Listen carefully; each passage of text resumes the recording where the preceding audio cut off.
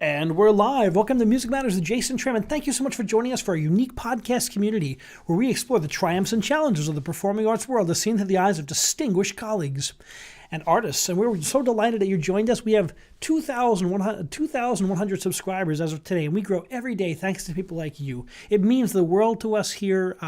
It's just myself, Jason Tramm, conductor, and my son Quentin. We produce this show, and we're delighted to share the work of great artists with you today. And we have a wonderful artist today. We have Jeremy Brauner, a tenor on the rise, and doing some great work. He was a finalist in the Met competition, North Council in 2019, and has been the recipient of the Wagner Society and the Fauré Foundation, Olga Fauré Foundation, and just a wonderful artist. And we've worked together on several projects, and I just can't say enough about this young rising star. You're going to love this. So, Jeremy, welcome. Oh, you could have kept going. Thanks so much for having me, Jason. It's always a pleasure to catch up and to make music and just to talk with you. I'm a great admirer of yours and everything that you're doing with the podcast and everything you're doing in the community. Jason, you're just one of those people that no matter what project anyone's doing, you just have a hand in it somehow. I mean, I just love to make. I love music making, and I love the people that you may work with. That's for me is the people is one of the most important things. And during COVID, when we stopped our connection with people and all the performances stopped, I missed my connection with the people I worked with. So that's why I started this, is just to see what people were doing to keep their artistic dreams alive and how they were making things work. The community is essential in this business. No one gets by without their friends helping them out. I can't count the amount of times that I've gotten work because a friend was unable to or recommended me. And it goes both ways. You got to pay it forward. Or what do they say? A rising tide floats all boats. And just having a positive attitude and meeting more positive people, it attracts more positivity. Meeting great colleagues and mentors. It's just I got to say, post-COVID opera world, we were all weary of what this would look like, but I think the community responded, and there's a lot more warmth in some places that I'm grateful for. Well, you're a hard worker, and you're out there, and you do really good work, and you're a good colleague, and I think that's so important in the opera world and in any world. Honestly, it's when you get to choose who you work with, you want to work with people who are positive and can do and are out there just giving their best all the time. I think it's so important. I try to be. You know that I used to be a baritone, and now I've been working professionally as a tenor since 2016. So I think maybe that's the baritone in me, because I got to tell you, when I show up as this nice guy tenor, I get a lot of cockeyes that get called out. Not to throw dispersions against my fellow tenors. So did you always know you wanted to be an artist? I absolutely always knew I wanted to be an artist. I didn't know in what fashion, but since I was a kid, I knew I had three dreams. I wanted to be a lawyer, I wanted to be a chef, and I wanted to be an actor. And one of those came true, at least. On stage, I get to live my dream. We just had a tenor on the show. I just played pool with a tenor who is a lawyer. Oh, yeah. Do you know Alok Kumar? I do not. No, I don't. Oh, Alok sings the Met. He's we worked together on a lot of projects in the past, and he has made a career. When he's not singing on the stage of a major place, he is lawyering.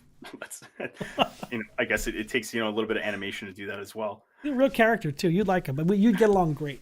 I'm sure we'll bump into each other now. It's such a small world. You put it out there. It certainly is.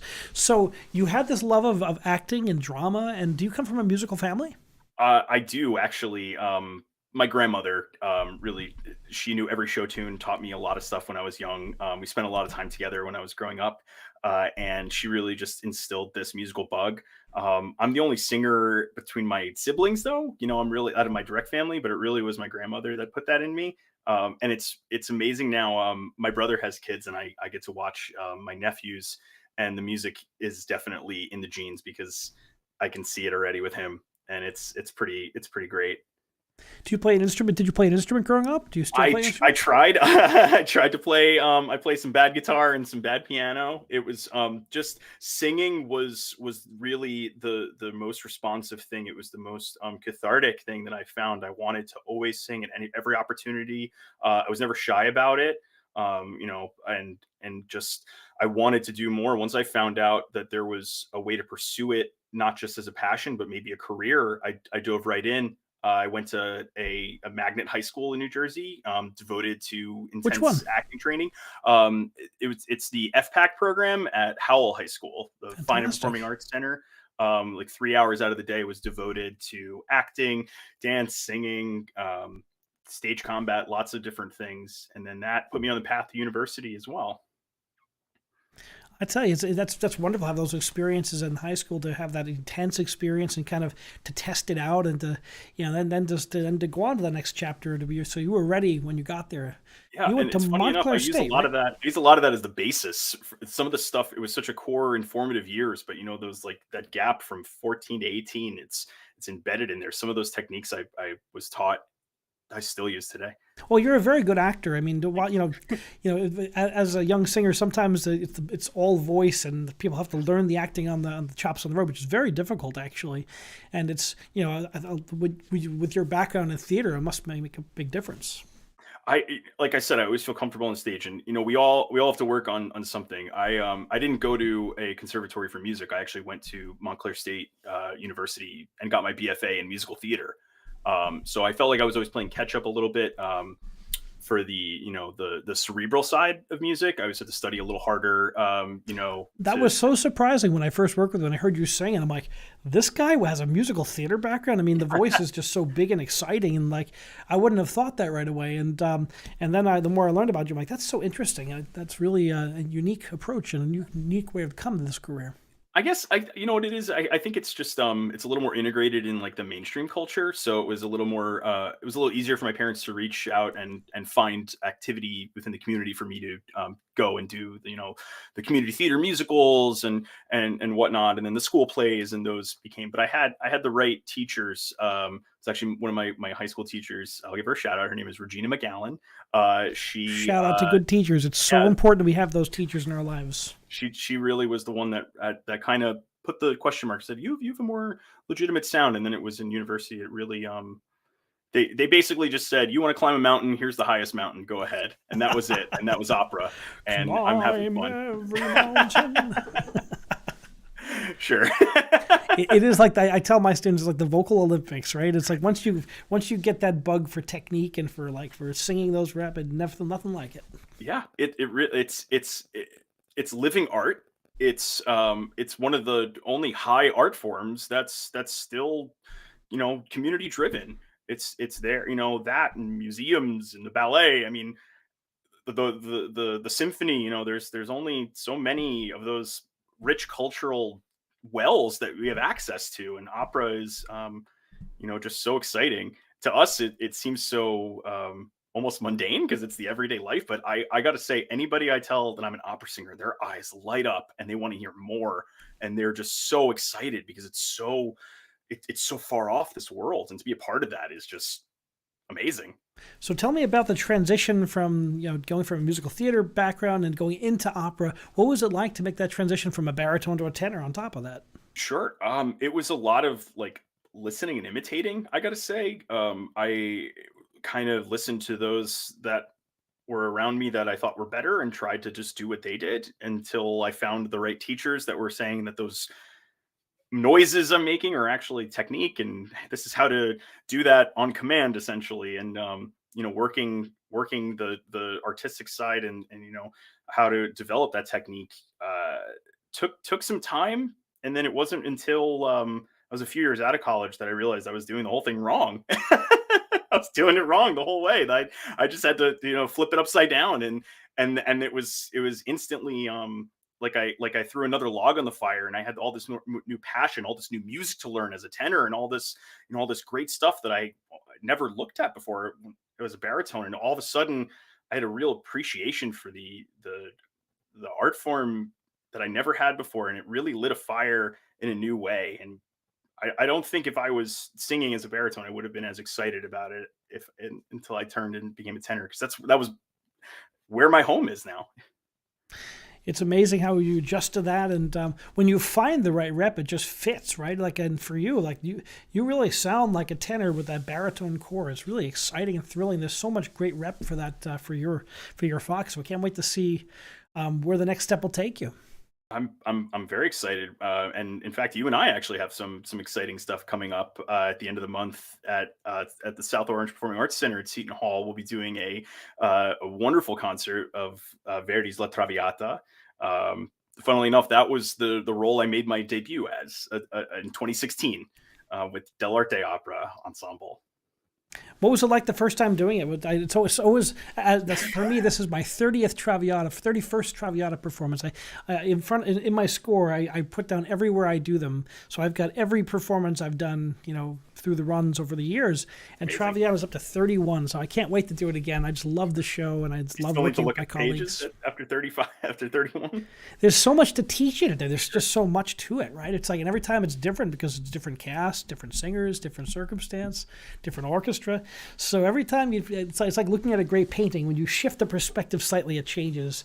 So I can't wait to work with you and with Molly Dunn, the soprano, singing Violetta, and Jason and Detweiler. Detweiler singing Germont. That's going to be great. Yeah, It's going to be really exciting. Two fantastic singers, a fantastic maestro. And I actually just did the role this summer at Opera North. That was part of their festival season. That was nice to that was my revisit. I actually hadn't done the role since 2016, and it was really exciting to find new things. Just as you said, the first time I did it, it was more like a baby deer, just stay standing, don't fall down. Especially your first time as a tenor, right? I mean, that's supposed to be terrifying. First time out. I've talked to a couple of colleagues who made that transition, and it's not an easy one, right? Your technique has to be set, your stamina, your pacing, all these things are going to that formula. First time standing on stage and doing a new role, let alone a new Fach, is terrifying. It really takes a lot of time. And when you're a young person or young singer, you want to think you're invincible, you can do everything, and if you have the capability, but a new experience comes in. You're not prepared for the nerves. You can sit and study and spend all the time in studio and know it backwards and forwards, but when you actually get out there, and that's a new experience. If you haven't experienced that yet, it takes time. It takes an amount of hours on the stage doing that it took some time for me to look in the mirror and actually say, I'm a tenor. Wipe away all that old Fach and accept it. Now, 6, almost 7 years later, it's not as daunting to do that anymore, but still the nerves are always there, I'd say, but I know how to use them now.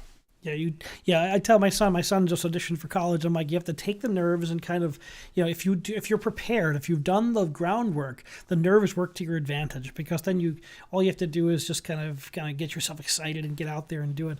I always find that I conduct better when I'm in front of an audience, because I love taking that energy and kind of applying it to the music, and sure, makes it exciting. And it hones the focus too, because all the other thoughts, go out of the way, and you're there to do the job, and that's another skill to just narrow your vision and focus. And but it's exciting. It's just so thrilling, and the nerves turn into adrenaline, and it's almost addicting, the feeling of just doing, landing the triple axel and singing the high note and landing and being there, and everyone enjoying, and you enjoying, looking at the maestro and getting a thumbs up from Jason. It's always great. Well, I can't wait, because I can't wait to make this music, because sometimes when you're conducting, you get to drive the ship, and you watch the singers, listen to their breaths, take those nonverbal cues. And when I work with a lot of singers, like really great singers like yourself, I can hold the high notes a little bit longer. I can make the stretch a little more dramatic, make the duets a little more exciting, and it's that kind of team, and that that kind of group. We're all doing this together. I think that's so exciting. We did earlier this year, we did a Rigoletto together over a weekend. We had a few productions, and we did just that. It was really great. The connection, we just eyed each other. We had that understanding. Of course, we had practiced and talked about it before, but something about watching you enjoying the moment makes me enjoy the moment. And it's kind of this echo chamber where we're just like challenging each other to go a little longer. And it's just, That's what, It's you fun know, and exciting, that's and opera. yeah, It's like, going out there, giving all you've got, put in, my goal is to, when I conduct, I leave everything on the stage. I'm just going to either love it or hate it. This is how I do it. This is just like, give it all. And I love singers like that too. I thought that you were great. And we had a nice cast in that show, some interesting people and everyone was great colleagues. It's just, there's nothing better than it's great opera. instant opera. I'd say that was, it's, but yeah, you're right. There's nothing better. There really isn't. I'm. You could see this. I'm beaming now because I'm just remembering it. It's great. I'm really looking forward to couple days now. Actually, it's 11 days from now. We'll be doing it. Can't believe it. Yeah, it's going to be fun. The SOPAC's Yeah. a lovely theater, and the Seton Hall University Classical Concert produces it along with the Alberto Italian Studies Institute. That's a big thing for Seton Hall. They come together every year and do this collaboration, and SOPAC's a great place to do it. We have a 25-piece Mid-Atlantic Symphony Orchestra. It's my orchestra. And Molly Dunn will be the soprano. Molly just got back from Barcelona singing Traviata, and I can't wait to I think that was hear her you fourth one together. this year. I think that was her fourth one this year. This will be maybe number 5, or that was number 3. This is number 4. But she's on fire. She's Yeah. good for that role. She's a delightful colleague too, and we just did Bohème together, and we just did a zombie opera concert together, which is a blast. I gotta say, I'm really bummed out. When you called me and asked me to if I could participate, and I wasn't available. I was on. I wish I could have been there singing, right with you in zombie makeup. That would have been really The cool. But I makeup heard of the that, event was they put me a in makeup success. with whoever Yeah. makes up the conductor. That never happens. So it was a lot of fun to get in makeup, and it took 2 hours to put me in that complete black. And then every time I opened my eyes, people were like, "Oh."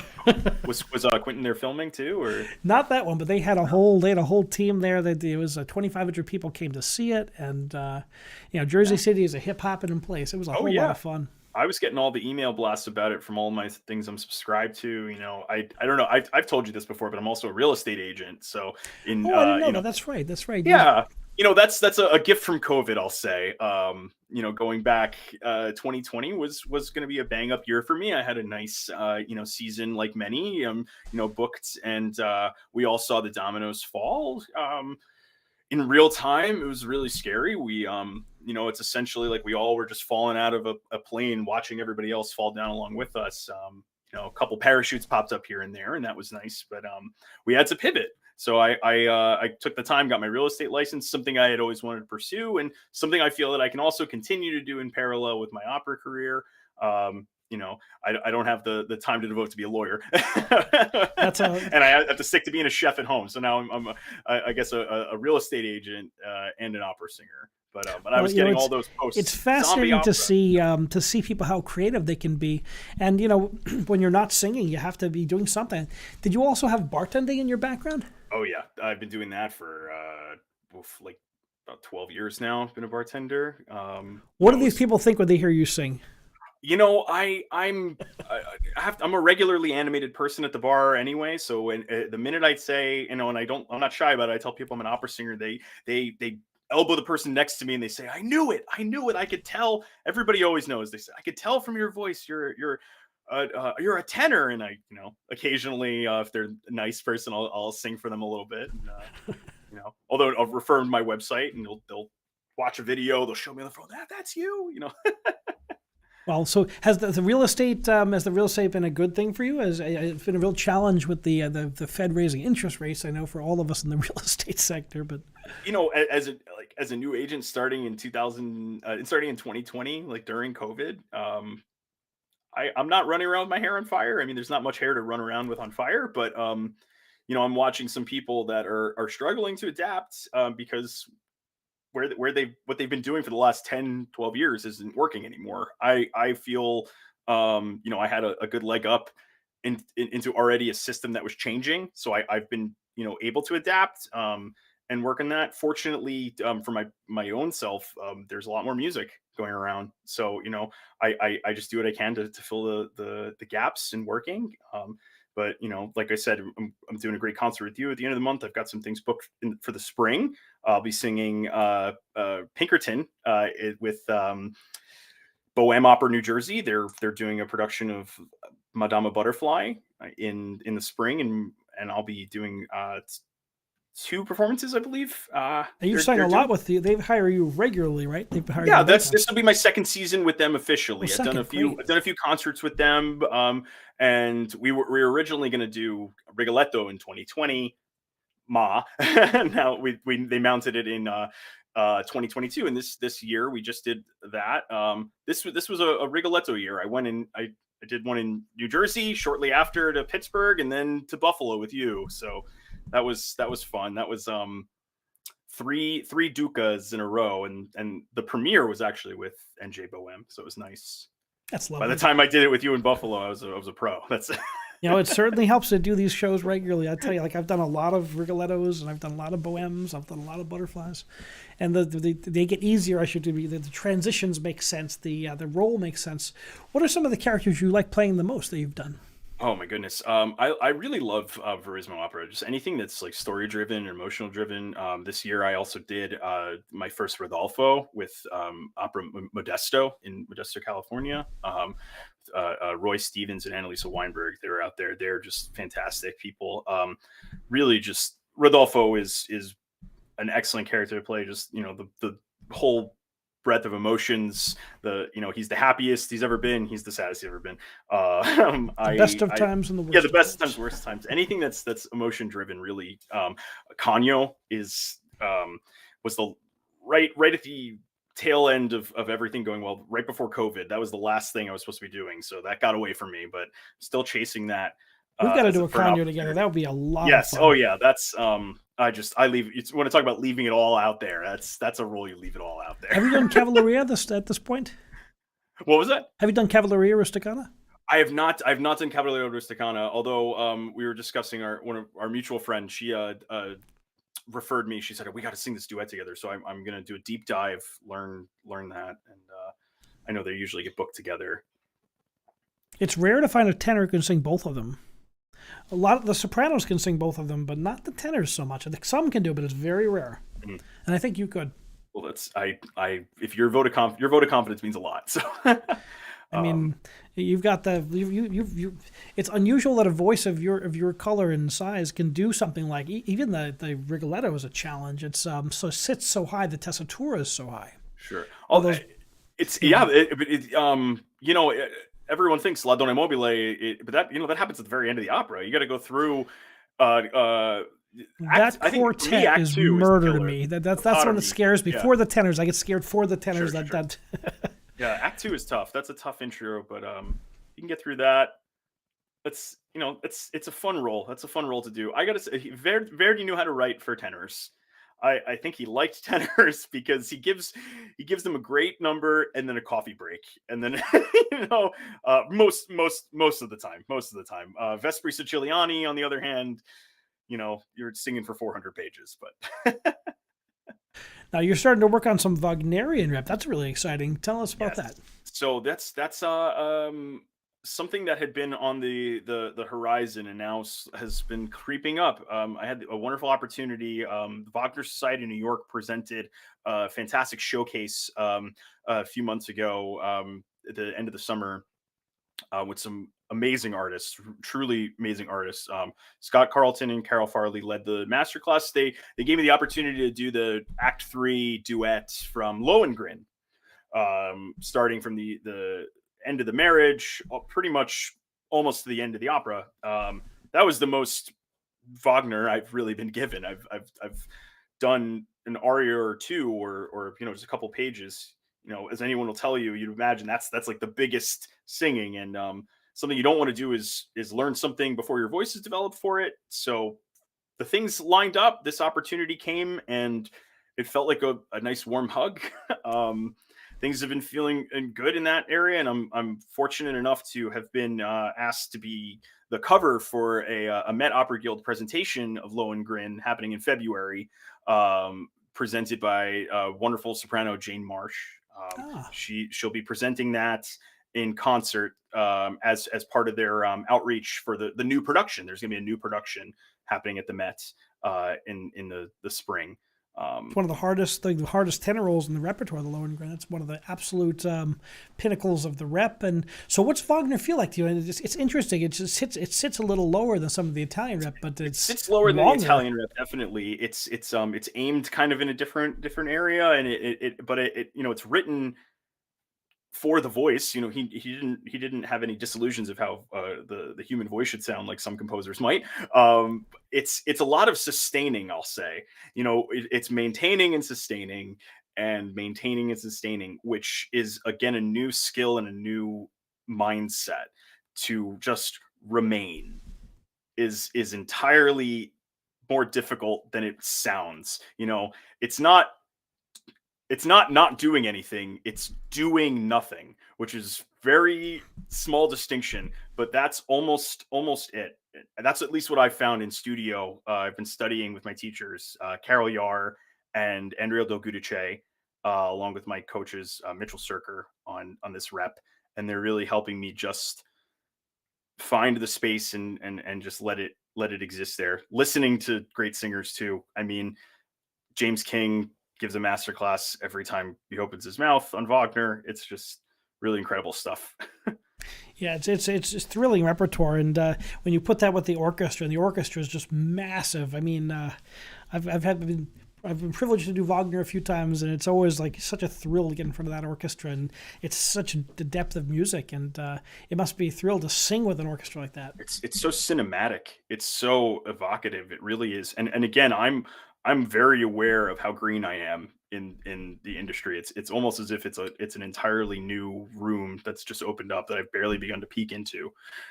Well, I think that door is going to open wide for you, my friend. I think it's there, and I think it's going to be thrilling when it does because you bring something really unique to that repertoire, and it's going to be. I look forward to seeing as it unfolds. Thanks so much, Jason.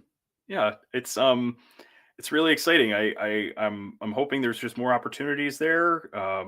You know, there's very few things I won't go after and feel that it's something I don't want to sing, something I don't want to perform. Anything that's there and evocative, it just brings it there. Maybe Mozart, but I don't know if anyone's going to hire me for Mozart anyway. It's so sometimes the European houses they'll I hear some very dark Mozart singers. It's very I like interesting. maybe Ido Meneo. I don't know if anyone's going to do a Così fan tutte and snag me, but Flor del Mar, I've heard real dramatic tenors sing that. So that's probably and again, I rely on those who know more than me to point me in a direction, but that's well, probably the you only keep putting yourself Mozart. out there, and it's Yeah. gonna things line up. I heard you were covering the Zandonai for Teatro Graticello, and Yes. boy, the voice in the Verismo rep really fits. You completely understand it. You were really dedicated to it, and it was exciting. It was really thrilling to watch. I'm really grateful to Stefanos and the whole team at Graticello because they really took a shine to me. In 2018, it was their 25th anniversary concert. I think it was 2018 or 2019. COVID years really mess up your timeline, but it was their 25th anniversary concert. They brought me in to do a wonderful piece. Oh, I'm forgetting the composer here, Lawali. Um, oh my goodness, Uh, it's escaping me right now. yeah, It'll come I've back to conducted me. that aria a few times. Yes, yeah. No, but it was his other opera. Oh, I mean, it was a long time ago. But they hired me back again during COVID to do Umberto Giordano's Fedora. We did a filmed version of Fedora. Michelle Johnson Major was the Michelle title Johnson's been on character. the show, and I've Um, worked with her. She's lovely. Absolutely dynamite, just world class singer. And in a time when no one was doing anything, they did a fully developed, fully realized filmed production in a warehouse in Brooklyn over the course of a few weeks, paid everybody their artists, and made art and let us, more than anything, let us express ourselves in a time when this was October 2020, if you can believe that.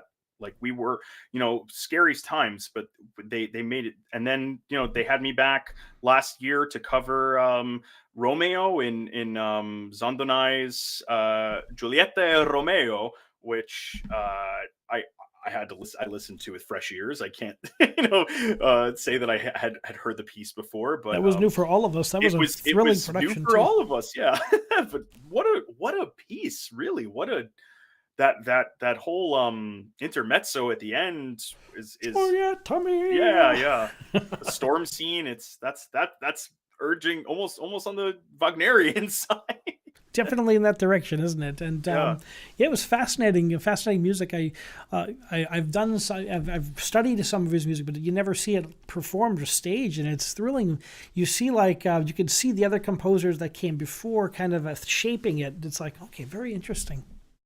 Yeah, it's really fantastic, and their whole team, they put such a wonderful artistic vision together. Have that outdoor presentation in Battery Park. Eleni Kalinos and Matthew Vickers did such a great job in the title roles. Really great colleagues to watch. Covering is an interesting thing. I think it's been a while since you were probably an assistant maestro, correct?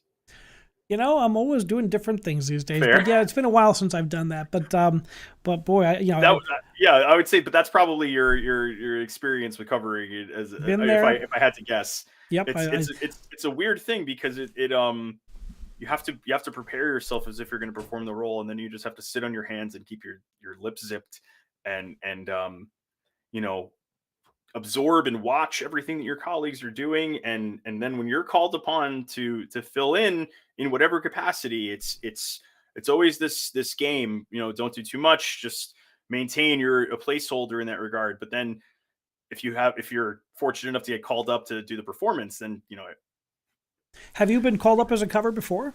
I had a really unique experience at the beginning of this year. I was hired by New York City Opera to cover. It was actually New Year's Eve of 2021. I got the call that I was going to be covering in Ricky Ian Gordon,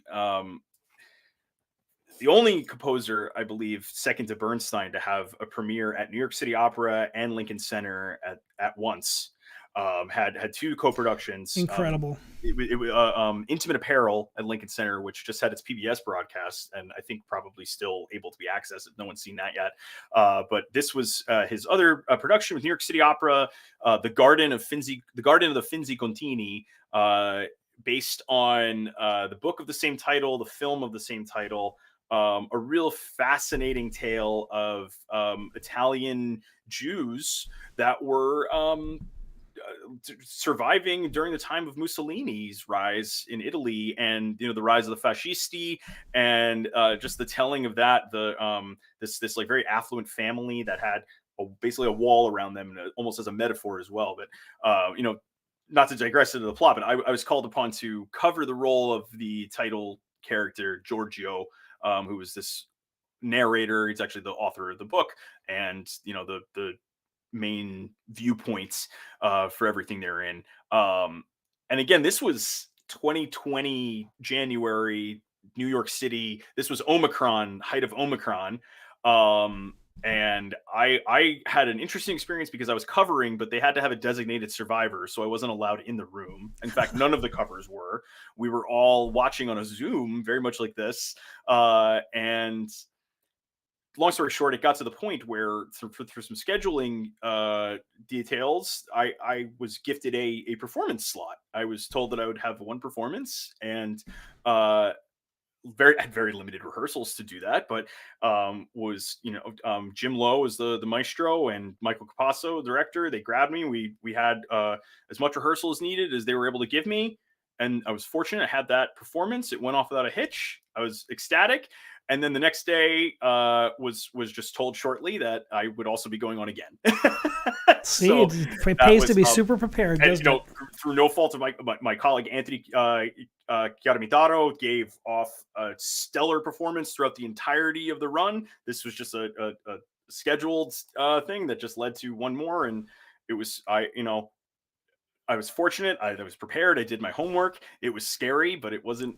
It could have been scarier. I've had many colleagues tell me these stories about covering and going on. One was a dear friend of mine who made his Met debut as Wolfram at the Met, and he just showed up to go to work, and he's like, "Oh, by the way, you're going on today." No rehearsals. No, they walked him through the stage, and then he had to go on and do Wolfram. Mine was a little less scary than that, but it was basically it was show starting and you're on. So it was one of those. But that was the only time I've ever had to go on as a cover. But even just in rehearsals, it's difficult because that's the best case scenario. You get to go on, you know. Um, Sure. Worst case is you put all that work and you're the only one that gets to appreciate it. But Well, it's if you fine. look at some of the I'm a people who, champion for my colleagues. I'm a good healthy cover. I'm there supportive. I'll be there with the water and the coffee, whatever you need. You know, like and it's so I have so many colleagues who are covering now at the Met, and they're all out there working steadily, but you never know. And I'm like, this day and age, everyone can get COVID or we can get sick, and yeah. I mean, you it's just have to that have same people like season. yourself there and ready to go. There were a record breaking amount of covers that went on, and sometimes even the secret cover that they are just hoping someone's in town that knows the role. It's amazing, and that's why it's important to prepare it and learn all this music that you never know. One day you might get called up to do it. Yep. If you look at I just remember the story about Domingo covering Corelli, and that made his career. Made his career. Bang, all of a sudden he's the guy, and you just have to be ready, and you keep working at it and perfecting your craft. And And what there he is. advice do you have for people who are just starting out, or people who are in school right now and thinking about a career in opera? I'd say there's different levels of advice. I've been thinking about this more and more, and I'll say because I actually recently started teaching. I started taking in some people into a Oh, studio. wonderful. Upon request, I just had some people come to me, and imposter syndrome sets in, right? Like, who am I to teach? I'm still learning myself, but I find that it again in a way just relit another fire and a creative element that I hadn't explored before. And I've been thinking about advice for people coming up in the industry, and it's advice I tell myself. There's always somebody that's working harder, and there's always somebody that is may not be working or may be working harder and less talented. There may be somebody more talented working less hard, and they might get the jobs. It has no reference on you. I guess I'm stammering because sorry. Just you're in competition with yourself. I'd say first and foremost. Don't have any darting eyes at what anybody else is doing. You're in competition with yourself. But in that same respect, there's always somebody who's younger than you. There's always somebody working harder than you. There's always somebody more talented than you, and there's always somebody who's available. You want to be the first person they call for whatever reason. You want to be the nicest person that they remember. You want to be the hardest working, the most prepared. You want to be the best version of yourself. There's a certain element of loyalty, I think, in opera. People are going to be loyal to themselves, but there's no such thing as exclusivity. If you get a job and you do a great job and they like you, that's excellent. But if they go ahead next year and hire somebody else, that's their right. You need to be able to look past that. Like I said, you're in competition with yourself. It's the you show. There's nobody who's an artist like you. You get to decide what your career will be. You get to decide what you'll sing and what you'll do and where it goes, when it ends, when it starts again. That is sage advice, and it's true. You really, I tell everyone the music career is not a sprint; it's a marathon, and it goes. To make a career at this, you have to be hardworking, versatile, and well prepared, and then chips fall where they do. It's quite a journey.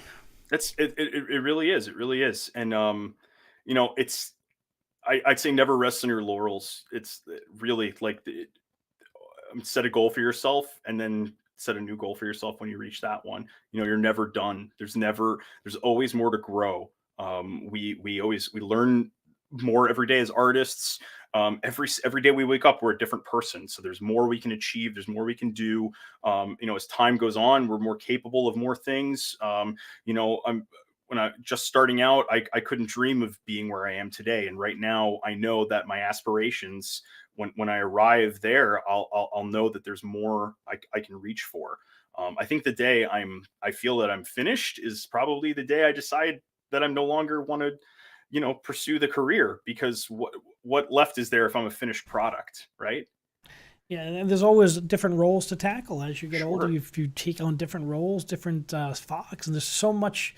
It's so much variety and versatility. And as a conductor, I make a point because I program and I produce a lot of my own concerts.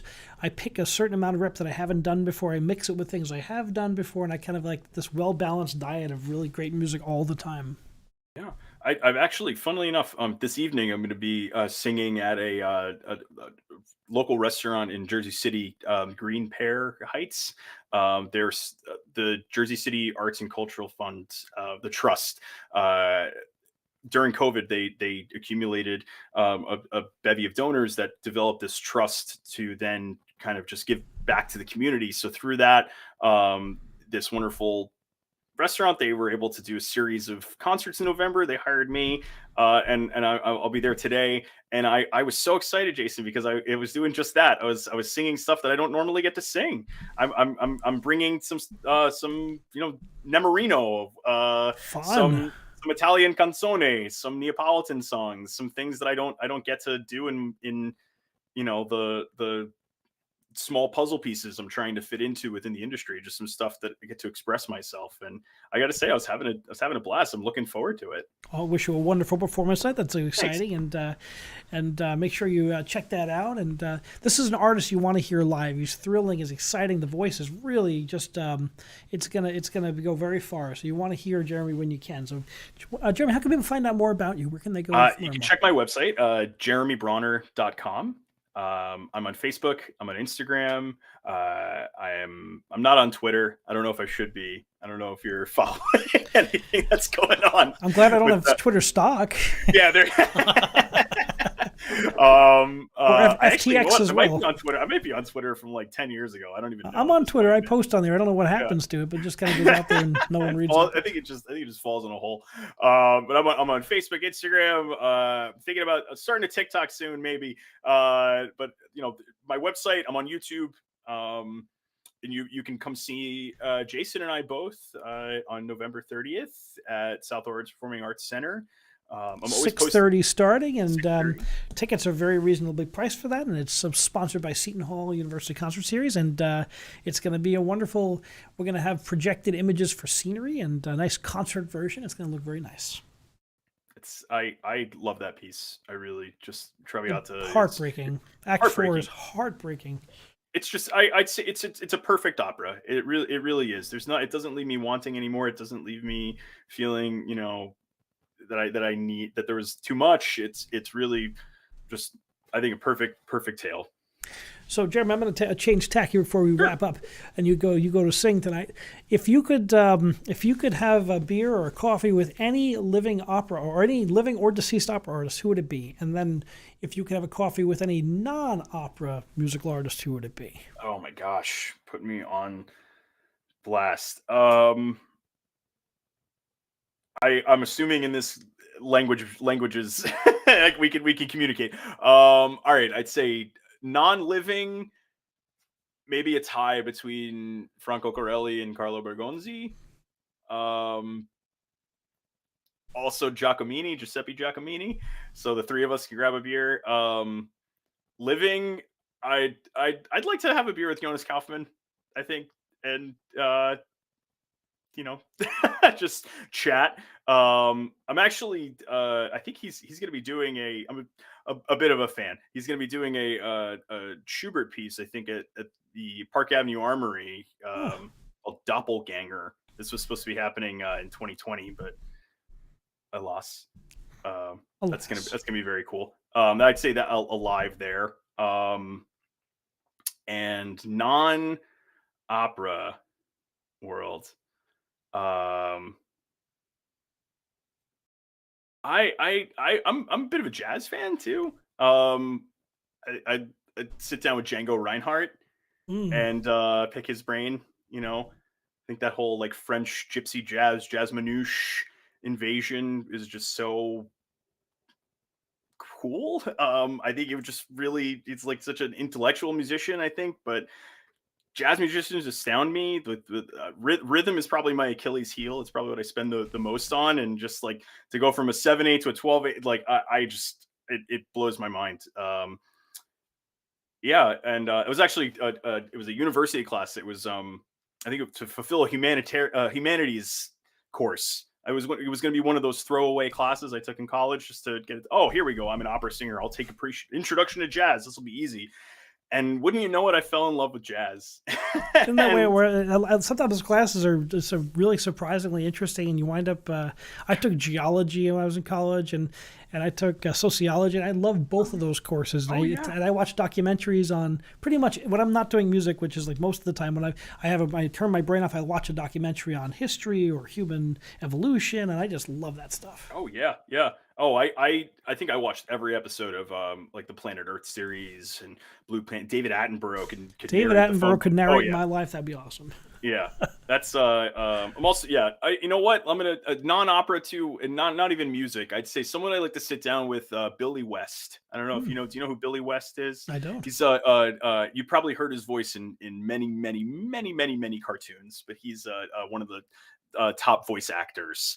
He was on Futurama, one of Oh, the sure. yeah, Okay, I Fry. definitely know So the work. yeah, so he's been but for years, I mean, like going back to the 90s, like I'm a huge I like cartoons, but I love the voices behind them too. Mel Blanc, one of my Oh heroes. yeah. Love to sit down with a beer with Mel Blanc. Oh my, I don't even think I'd get a word in. I would just sit there and listen to him just do every Looney Tune talking to every other Looney Tune. And I'd be in heaven. There we go.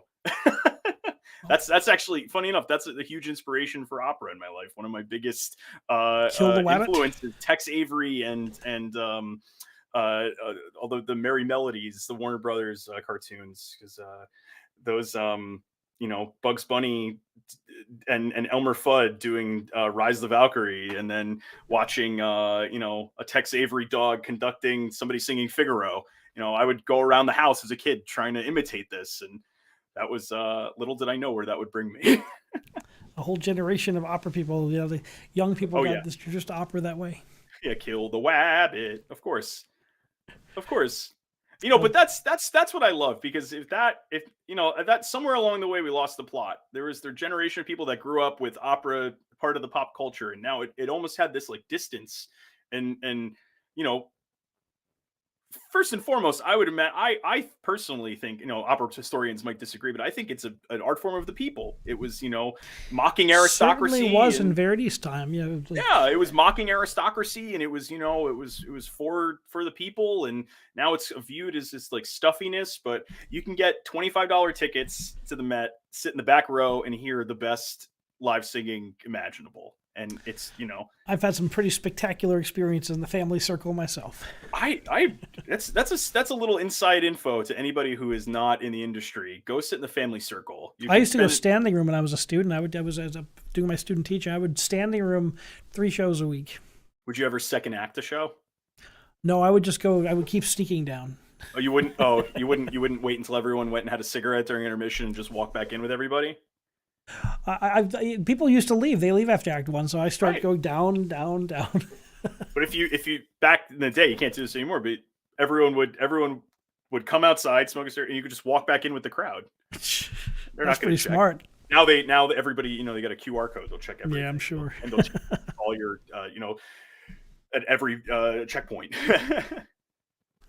Well, it's such a special art form, and well, I'm so thrilled you could be on the show today. And once again, can't wait to work with you on multiple projects and to watch your career grow. And one of the greatest and the nicest people in the business. We're going to have a bright future for Jeremy Brauner. Jeremy, thank you for being here today, and wish you continued success. Jason, thank you so much, and good luck with the rest of the podcast. And I'll see you in a couple days. All the best. Thank you All for right. joining us on Music Matters with Jason Tramm. Please remember to subscribe and smash that bell icon for the most up-to-date information on our upcoming guests and topics. And we've got some great shows coming up. And remember, keep music alive. Bye.